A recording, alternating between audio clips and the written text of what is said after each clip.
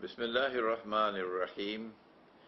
We begin with Allah's blessed name. We praise Him and we glorify Him as He ought to be praised and glorified. And we pray for peace and for blessings on all His noble messengers, and in particular on the last of them all, the blessed Prophet Muhammad sallallahu ta'ala alayhi wa sallam.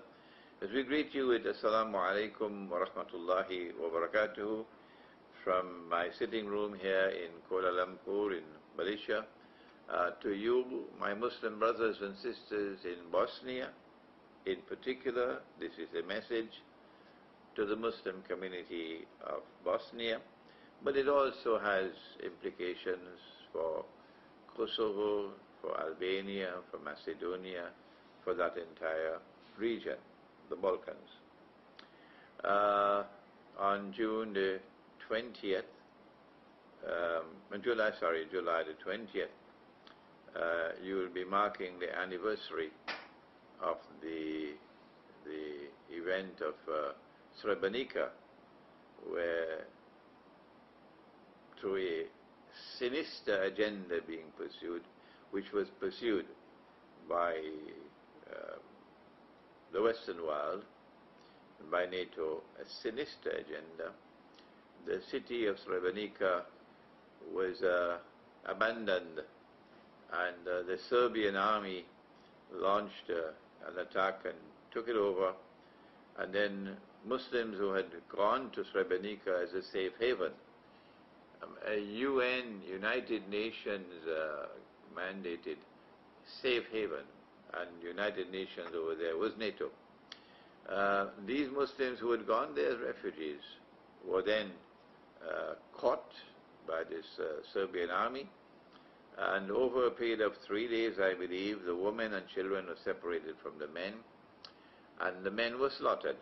Oh yes, the men were slaughtered, systematically slaughtered, and the Serbian army got assistance from so-called United Nations troops, so-called United Nations troops. But the facade, the screen is now open and clear, and we know it was the agenda being pursued by those who are enemies of Islam, hostile to Islam.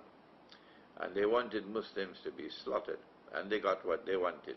And now they have brought a resolution to the Security Council. The same people who allowed it to happen are the same ones who have now gone to the Security Council of the United Nations for a resolution, British resolution, on what they call the genocide of Srebrenica, where some 7,000 to 8,000 Muslim men and boys were slaughtered. Yes, slaughtered. Our first response to this is to say to the Orthodox Christians that Jesus, the Son of Mary, is coming back. You are a people who have faith in the return of Jesus in physical form. And we Muslims are the only other people on the face of the earth who share with you that belief. The most powerful voice in history ever to have prophesied the return of Jesus, the Son of Mary, the Son of the Virgin Mary, the true Messiah, the most powerful voice in history to have prophesied His return is the voice of Muhammad. Allah's blessings be upon him. And when He returns, I would not want to be around when He deals with those who did the slaughtering of innocent Muslim Bosnians. I would not want to be around, because Jesus, the Son of Mary, is going to be very, very, very angry at such conduct. And it is my opinion, and I want to share this opinion with the Muslims of Bosnia, that I believe that most of the Orthodox Christians of Bosnia, of Serbia, and of that region would also be of the same view, that they would condemn the killing of so many Muslims in Srebrenica. They would certainly not approve of it and applaud it and be part and parcel of a systematic agenda, like that of Pharaoh, who in dealing with the Israelites, he felt that maybe they would threaten his throne. What he did was to embark upon a policy of genocide. Yes, this is the state, this is the government, Egyptian government, of killing all the Israelite baby boys, separating them from the baby girls. Baby girls will survive, baby boys will be killed. That's genocide. Or the European entrance into North America, and they met a wonderful people living in fair and beautiful North America, with all its rivers and streams and lakes with pure water, absolutely pure water. You could go and drink from the rivers and lakes and streams of North America. And these European people came to North America, and they slaughtered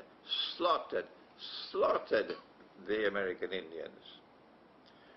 That's genocide. Oh yes, that's genocide, because that's part and parcel of a policy pursued by all of them. Maybe there were a few dissenting voices, but by and large, they approved of this, and they participated in the genocide of the American Indian people. But I ask you in Bosnia, the Muslims of Bosnia in particular, the Muslims who are still in Srebrenica and surrounding in Banja Luka and so on, I ask you, do you really believe that the Serbian Orthodox Christians pursued this as a matter of policy, and up to this day they defend it? That yes, it was right, it was just, it was correct to slaughter all those Muslims in Srebrenica? I don't think so. I don't think so. And I hope and pray that events will eventually prove me to be correct. For example, I invite the government of Serbia, I invite the Serbian government in Bosnia to conduct a referendum, if you want to call it that way, amongst the Orthodox Christians of Serbia and Bosnia, and get what they have to say. And my view is that such a referendum will definitely result in a resounding condemnation of the killing of these innocent Muslims and refugees in Srebrenica. Well then, if most of the people condemn the killing, how can you call it a genocide? That's my question. If it is a genocide, it has to be a state policy. Did the state of Bosnia, of Serbia, and the Serbs of Bosnia, did these people have the support of the whole community? That the whole country, all of them were in support of the killing of the Muslims? No, I don't think so. So the best way is to find out. And when you find out, and you get a response from the Orthodox Christians that no, we do not at all approve of it, we regret very much what happened in Srebrenica, you cannot call it a genocide. No. You'll have to find out who are the people who are responsible for the killings and condemn those people. That's right. And punish them. That's right. That's the way to do it. But don't condemn a whole people. That is what you want to do with your British resolution at the Security Council. And Russia, I believe, was very wise in vetoing this wicked resolution, which is only putting gasoline in the fire to keep the flames burning, whereas we want to pursue a different agenda. This is Akhirul Zaman, and Muslims of Bosnia should know that in Akhirul Zaman, our Prophet ﷺ has prophesied that there will be an alliance between Muslims and Christians, and Rome, and Orthodox Christian is Rome. And the Quran has spoken, and you should not get your guidance from a shopping mall. I hope the Muslims of Bosnia are listening to me. You do not get your guidance from a shopping mall. You must get your guidance from the Quran. And if there are those who want to disregard the Quran, then separate yourself from them. You're not a part of them, and they're not a part of you. If you are Muslims, then you must be faithful to the Quran and go to the Quran for your primary guidance. And when you go to the Quran, look at what the Quran says. In Surah Al-Ma'idah, I have repeated it so many times, forgive me for repeating it one more time. The Quran speaks in Surah Al-Ma'idah, and it speaks about an event which not only took place at the time when the Quran was revealed, but which is to come again in the future, because it's Fi'l Mudariya,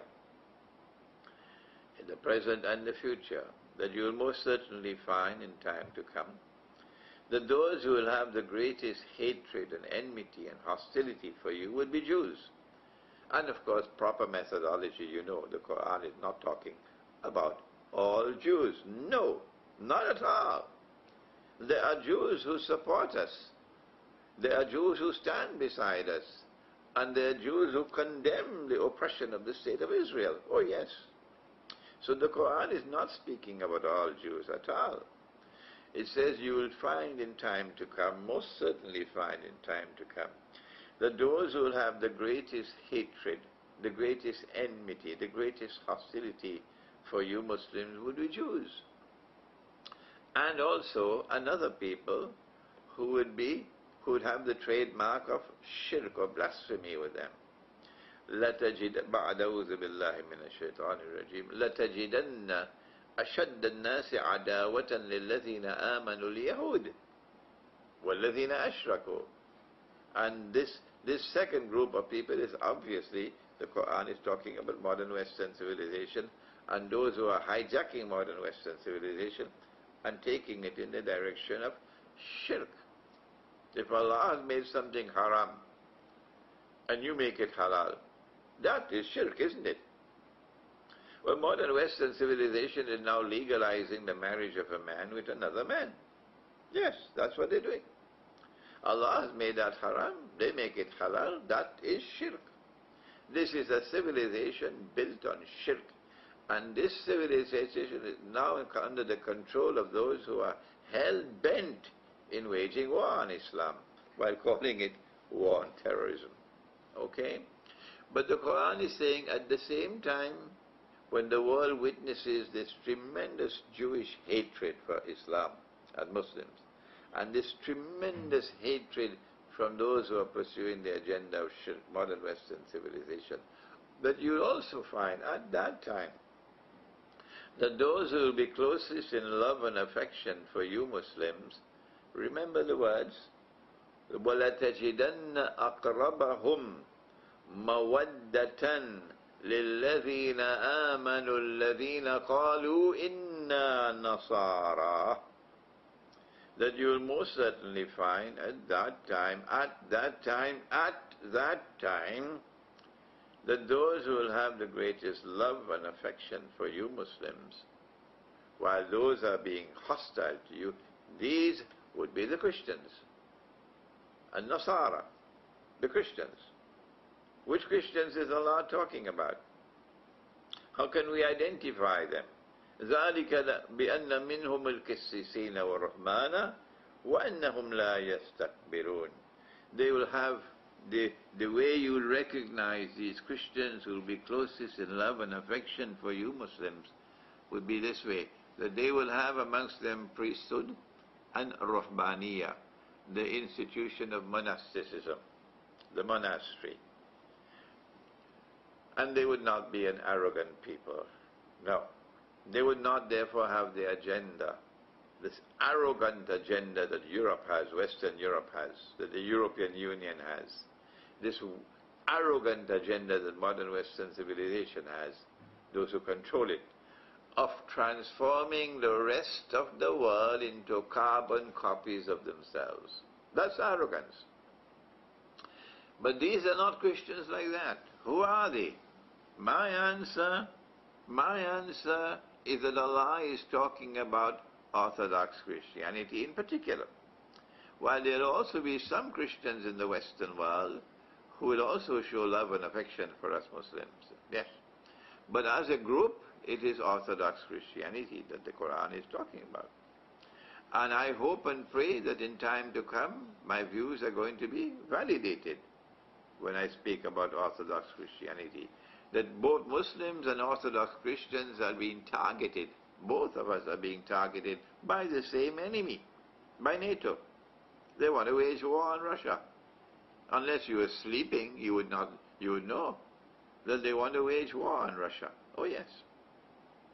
So they're waging war on Islam and they're waging war on Orthodox Christianity as well. That's why Greece has been targeted. Oh yes, because Greece is Orthodox Christian and Greece is close to Constantinople, therefore to the Bosphorus.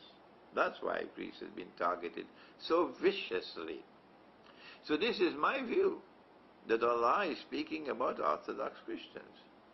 And it is time for Muslims in the Balkans to return to the Quran, to understand, well, why is there so much hatred and bitterness and enmity between Muslims and Orthodox Christians in that part of the world? Did it happen by accident that you have this horrible situation that you're now facing? With almost eternal hatred and enmity and terrible events like the slaughter of the Muslims of Srebrenica, 7,000-8,000 men and boys being slaughtered by a Christian people? Did this situation emerge by accident? No. No. I invite you to ponder over my eschatology. My eschatology tells me that this did not happen by accident, that the Ottoman so-called Islamic Empire was created by Dajjal. It may have had certain things in it which were authentically Islamic, like Saudi Arabia. Oh yes, Saudi Arabia has some things which are authentically Islamic, of course. But Saudi Arabia is the greatest disgrace to the world of Islam today. Not the Saudi people, of course, but those who control power in Saudi Arabia. They are traitors to the cause of Islam. So too with the Ottoman Empire. That there were things that the Ottomans did which were good, and nobody condemns that. But what the Ottoman Empire did was to sabotage over a period of about 500 years of relentless, unjust war on Orthodox Christians. Relentless, unjust, wicked, sinful war on Orthodox Christians by the Ottoman Empire. Why? To sabotage the end-time alliance of Muslims with Orthodox Christians. The Ottomans left such a bitter trail of bloodshed and tears and pain and suffering that the Orthodox Christians cannot forget those 500 years of suffering at the hands of those who said they were Muslims. Yes. So we Muslims have to recognize this is what people did in the name of Islam. If Muslims in Bosnia recognize that this was the work of Dajjal, that this was wrong, this was unjust, this was false, this was not jihad, this was bogus jihad, and that there'd be a lot of punishment for it, then what the Muslims of Bosnia should do, I don't know whether they're doing it as yet, is to condemn, publicly condemn the conduct of the Ottoman Empire in its unjust wars and oppression of the Orthodox Christians of that part of the world. Publicly condemn it. Offer an apology to the Orthodox Christians. Show your sympathy for them in their suffering. That this is not Islam that was responsible for it. And in the name of authentic Islam, we condemn what the Ottoman Empire did. I am doing that, and as a consequence of having done that for the last few years, I'm getting such a wonderful response from the Orthodox Christians in that part of the world, who appreciate that I'm speaking the truth, the absolute truth. It's coming from me. I have just received an invitation from the University of Belgrade, the Faculty of Law. They want me to come and lecture on a topic of my choice, to try to further the building of a bridge between Orthodox Christianity and Islam. Look at how these people are responding.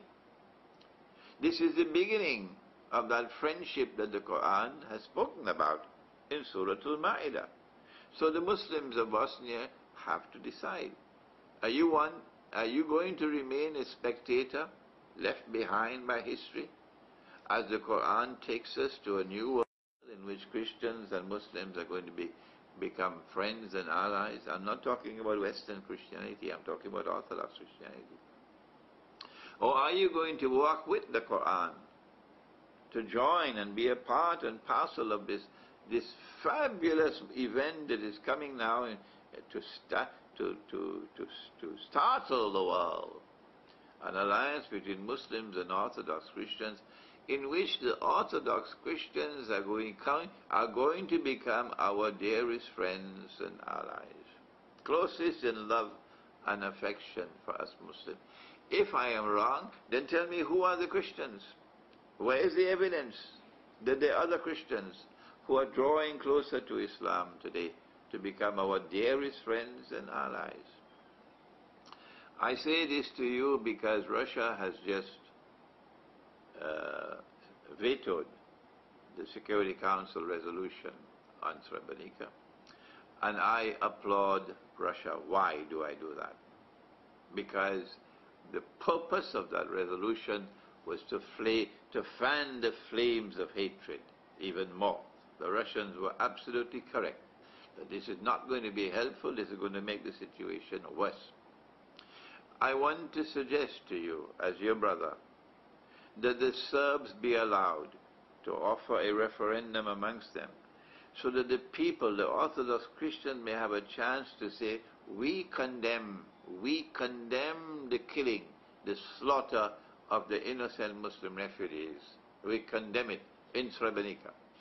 We do not approve of it. We condemn it.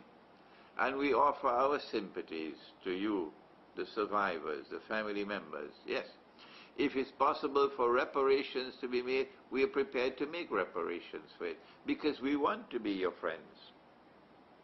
We want to rewrite history and try to get away from all those years of Ottoman oppression, because we live today in a world in which we face a common enemy. It's time for the Muslims to respond in Bosnia. If you do not respond, if you do not accept my advice, then brothers and sisters, you're going to be left behind as history moves on to a time that the Quran has spoken of. I pray that you will wake up to the situation, you will understand the sinister role of the Ottoman Empire, and you will now respond, as I've urged you to condemn the Ottoman oppression over 500 years of Orthodox Christians in that part of the world. I have not spoken about the enslavement of Orthodox Christian women and having them in the harem. I have not spoken about taking Orthodox Christian boys and converting them to Islam and then training them to become the Janissary, the elite fighting force of the Ottoman Empire. I have not spoken about the sinful, the disgraceful, the manifestly sinful transformation of Hagia Sophia from the foremost cathedral of Orthodox Christianity of Rome into a masjid. I'm ashamed of what they did. Ashamed of what they did in the name of Islam. And I apologize to the Christians for what these people did in the name of Islam. And I look forward to the day when Constantinople will be liberated according to the prophecy of Prophet Muhammad alayhi salatu wasalam. It comes after the Malhama, not before. And the Malhama has not as yet taken place. So the conquest of Constantinople is coming.